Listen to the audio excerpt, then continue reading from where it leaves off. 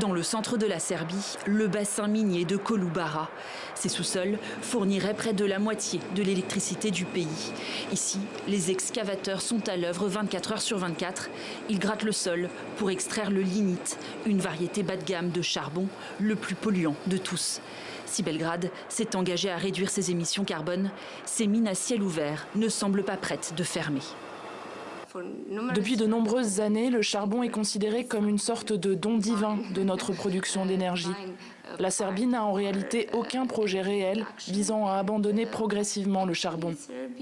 Le charbon est ensuite transporté dans une centrale thermique pour y être brûlé. Il génère ainsi du courant électrique au prix d'un impact élevé sur la santé et l'environnement. Ce charbon contient le taux de soufre le plus élevé. Or, la Serbie a vraiment du mal à respecter les limites d'émission de dioxyde de soufre.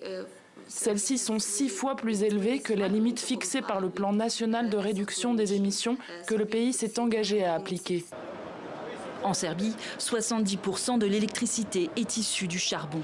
Le pays fait partie des 10 États au monde les plus dépendants à l'or noir. Et ses prix sont parmi les plus bas du continent. Un modèle lucratif, créateur de milliers d'emplois que Belgrade rechigne à bouleverser. Le secteur énergétique emploie chez nous un grand nombre de personnes, surtout dans les grandes mines. Et l'abandon de l'exploitation du charbon conduirait immanquablement à beaucoup de licenciements. Pour l'heure, aucun licenciement en vue. Financé par des fonds chinois, une nouvelle unité dans la centrale au charbon de Kostolac, dans l'est du pays, devrait ouvrir prochainement.